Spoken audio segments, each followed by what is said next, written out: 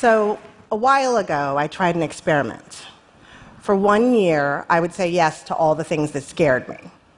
Anything that made me nervous, took me out of my comfort zone, I forced myself to say yes to. Did I want to speak in public? No, but yes. Did I want to be on live TV? No, but yes. Did I want to try acting? No, but yes, yes, yes. And a crazy thing happened. The very act of doing the thing that scared me undid the fear, made it not scary. My fear of public speaking, my social anxiety, poof, gone. It's amazing the power of one word. Yes changed my life. Yes changed me. But there was one particular yes that affected my life in the most profound way, in a way I never imagined. And it started with a question from my toddler. I have these 3 amazing daughters, Harper, Beckett, and Emerson. And Emerson's a toddler who inexplicably refers to everyone as honey, as though she's a Southern waitress.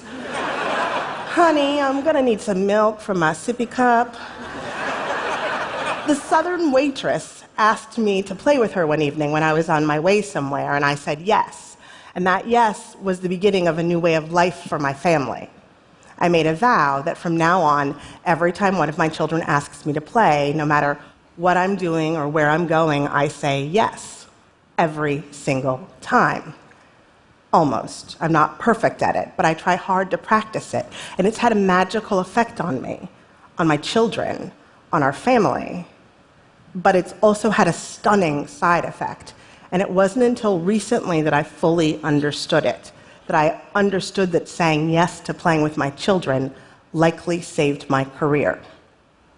See, I have what most people would call a dream job. I'm a writer, I imagine, I make stuff up for a living. Dream job. No, I'm a titan. Dream job. I create television, I executive produce television, I make television, a great deal of television. In one way or another, this TV season, I'm responsible for bringing about 70 hours of programming to the world. 4 television programs, 70 hours of TV, 3 shows in production at a time, sometimes 4. Each show creates hundreds of jobs that didn't exist before. The budget for one episode of network television can be anywhere from $3 to $6 million, let's just say 5. A new episode made every 9 days times 4 shows, so every 9 days, that's $20 million worth of television. 4 television programs, 70 hours of TV, 3 shows in production at a time, sometimes 4, 16 episodes going on at all times. 24 episodes of Grey, 21 episodes of Scandal, 15 episodes of How to Get Away with Murder, 10 episodes of The Catch. That's 70 hours of TV, that's $350 million for a season. In America, my television shows air back to back to back on Thursday night. Around the world, my shows air 256 territories in 67 languages for an audience of 30 million people. My brain is global. And 45 hours of that 70 hours of TV are shows I personally created and not just produced. So on top of everything else, I need to find time, real, quiet, creative time, to gather my fans around the campfire and tell my stories.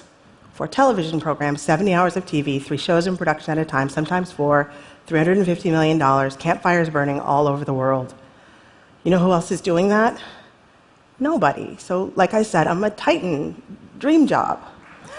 Now, I don't tell you this to impress you. I tell you this because I know what you think of when you hear the word writer. I tell you this so that all of you out there who work so hard, whether you run a company or a country or a classroom or a store or a home, take me seriously when I talk about working. So you'll get that I don't peck at a computer and imagine all day. So you'll hear me when I say that I understand that a dream job is not about dreaming. It's all job, all work, all reality, all blood, all sweat, no tears. I work a lot, very hard, and I love it. When I am hard at work, when I am deep in it, there is no other feeling. For me, my work is at all times building a nation out of thin air. It is manning the troops, it is painting a canvas, it is hitting every high note, it is running a marathon, it is being Beyoncé. And it is all of those things at the same time. I love working. It is creative and mechanical and exhausting and exhilarating and hilarious and disturbing and clinical and maternal and cruel and judicious. And what makes it all so good is the hum. There is some kind of shift inside me when the work gets good. A hum begins in my brain, and it grows, and it grows, and that hum sounds like the open road, and I could drive it forever. And a lot of people, when I try to explain the hum, They assume that I'm talking about the writing, that my writing brings me joy. And don't get me wrong, it does. But the hum, it wasn't until I started making television that I started working and making and building and creating and collaborating, that I discovered this thing, this buzz, this rush, this hum.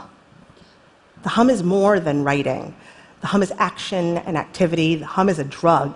The hum is music. The hum is light and air. The hum is God's whisper right in my ear. And when you have a hum like that, you can't help but strive for greatness. That feeling, you can't help but strive for greatness at any cost. That's called the hum. Or maybe it's called being a workaholic. Maybe it's called genius. Maybe it's called ego. Maybe it's just fear of failure. I don't know. I just know that I'm not built for failure, and I just know that I love the hum. I just know that I want to tell you I'm a titan, and I know that I don't want to question it. But here's the thing. The more successful I become, the more shows, the more episodes, the more barriers broken, the more work there is to do. The more balls in the air, the more eyes on me, the more history stares, the more expectations there are. The more I work to be successful, the more I need to work. And what did I say about work? I love working, right? The nation I'm building, the marathon I'm running, the troops, the canvas, the high note, the hum, the hum, the hum. I like that hum. I love that hum. I need that hum. I am that hum. Am I nothing but that hum? And then the hum stopped. Overworked, overused, overdone, burned out. The hum stopped. Now, my 3 daughters are used to the truth that their mother is a single working titan. Harper tells people, my mom won't be there, but you can text my nanny. And Emerson says, honey, I'm wanting to go to Shondaland. They're children of a titan. They're baby titans. They were 12, 3, and 1 when the hum stopped. The hum of the engine died. I stopped loving work. I couldn't restart the engine. The hum would not come back. My hum was broken. I was doing the same things I always did, all the same titan work. 15-hour days, working straight through the weekends, no regrets, never surrender. A titan never sleeps, a titan never quits, full hearts, clear eyes, yada, whatever. But there was no hum. Inside me was silence. 4 television programs, 70 hours of TV, 3 shows in production at a time, sometimes 4. 4 television programs, 70 hours of TV, 3 shows in production at a time, sometimes 4. I was the perfect titan. I was a titan you could take home to your mother. All the colors were the same, and I was no longer having any fun. And it was my life. It was all I did. I was the hum, and the hum was me. So what do you do when the thing you do, the work you love, starts to taste like dust? Now, I know somebody's out there thinking, cry me a river, stupid writer titan lady.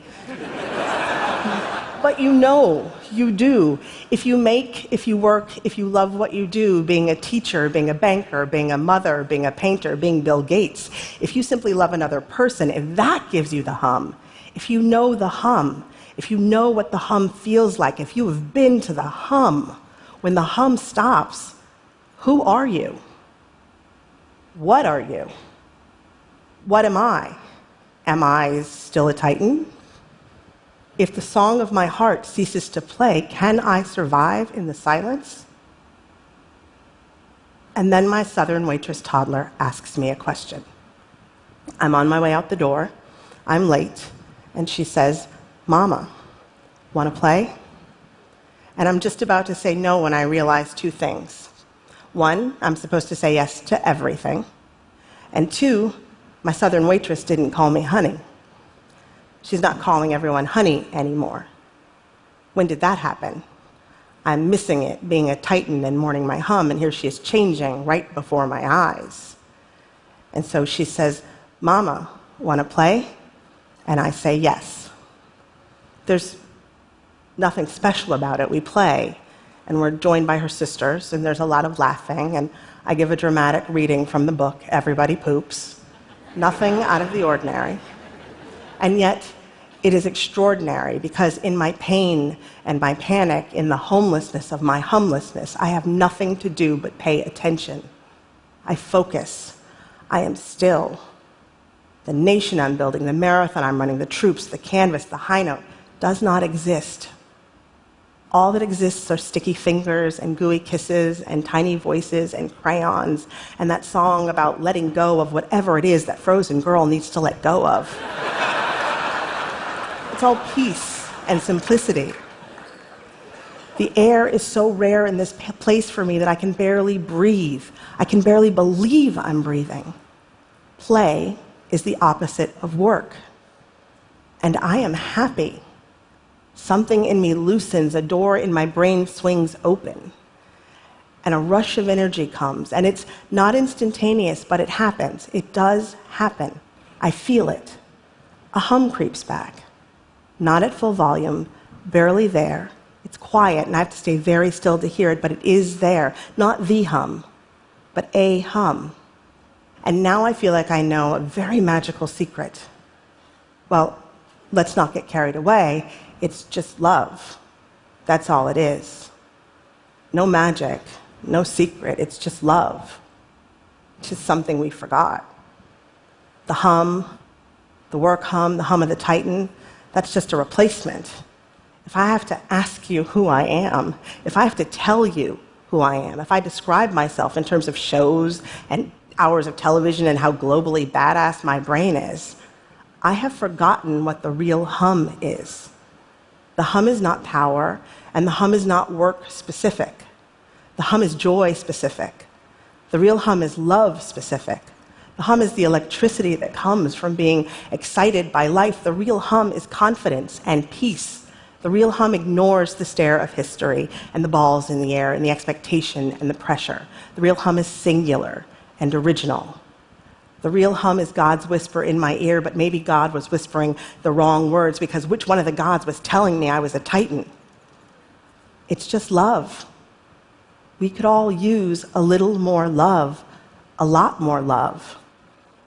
Anytime my child asks me to play, I will say yes.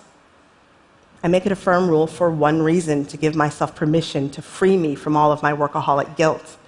It's a law, so I don't have a choice. And I don't have a choice, not if I want to feel the hum. I wish it were that easy, but I'm not good at playing. I don't like it. I'm not interested in doing it the way I am interested in doing work. The truth is incredibly humbling and humiliating to face. I don't like playing. I work all the time because I like working. I like working more than I like being at home. Facing that fact is incredibly difficult to handle. Because what kind of person likes working more than being at home? Well, me. I mean, let's be honest, I call myself a Titan. I've got issues. And one of those issues isn't that I am too relaxed. We run around the yard, up and back and up and back. We have 30-second dance parties. We sing show tunes. We play with balls. I blow bubbles, and they pop them. And I feel stiff and delirious and confused most of the time. I itch for my cell phone always. But it is okay. My tiny humans show me how to live, and the hum of the universe fills me up. I play, and I play until I begin to wonder why we ever stopped playing in the first place. You can do it too. Say yes every time your child asks you to play. Are you thinking maybe that I'm an idiot in diamond shoes? You're right. But you can still do this. You have time. You know why? Because you're not Rihanna and you're not a Muppet. Your child does not think you're that interesting. You only need 15 minutes. My 2- and 4-year-old only ever want to play with me for about 15 minutes or so before they think to themselves they want to do something else. It's an amazing 15 minutes, but it's 15 minutes. If I'm not a ladybug or a piece of candy, I'm invisible after 15 minutes. And my 13-year-old, if I can get a 13-year-old to talk to me for 15 minutes, I'm parent of the year. 15 minutes is all you need. I can totally pull off 15 minutes of uninterrupted time on my worst day. Uninterrupted is the key. No cell phone, no laundry, no anything. You have a busy life, you have to get dinner on the table, you have to force them to bathe, but you can do 15 minutes. My kids are my happy place, they're my world, but it doesn't have to be your kids, the fuel that feeds your hum, the place where life feels more good than not good. It's not about playing with your kids. It's about joy. It's about playing in general. Give yourself the 15 minutes. Find what makes you feel good. Just figure it out and play in that arena. I'm not perfect at it. In fact, I fail as often as I succeed. Seeing friends, reading books, staring into space.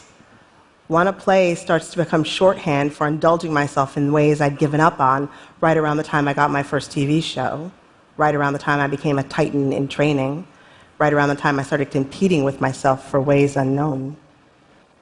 15 minutes, what could be wrong with giving myself my full attention for 15 minutes? Turns out, nothing. The very act of not working has made it possible for the hum to return, as if the hum's engine could only refuel while I was away. Work doesn't work without play. It takes a little time, but after a few months, one day the floodgates open and there's a rush, and I find myself standing in my office filled with an unfamiliar melody, full-on groove inside me and around me, and it sends me spinning with ideas, and the humming road is open, and I can drive it, and I love working again. But now, I like that hum, but I don't love that hum. I don't need that hum. I am not that hum. That hum is not me. Not anymore. I am bubbles and sticky fingers and dinners with friends. I am that hum. Life's hum. Love's hum. Work's hum is still a piece of me. It is just no longer all of me. And I am so grateful. And I don't give a crap about being a titan because I've never once seen a titan play Red Rover, Red Rover. I said yes to less work and more play, and somehow I still run my world. My brain is still global. My campfires still burn. The more I play, the happier I am, and the happier my kids are. The more I play, the more I feel like a good mother. The more I play, the freer my mind becomes. The more I play, the better I work. The more I play, the more I feel the hum, the nation I'm building, the marathon I'm running, the troops, the canvas, the high note, the hum, the other hum, the real hum. Life's hum. The more I feel that hum, the more this strange, quivering, uncocooned, awkward, brand new, alive, non-titan feels like me. The more I feel that hum, the more I know who I am. I'm a writer. I make stuff up. I imagine. That part of the job, that's living the dream. That's the dream of the job, because a dream job should be a little bit dreamy. I said yes to less work and more play. Titans need not apply. Want to play? Thank you.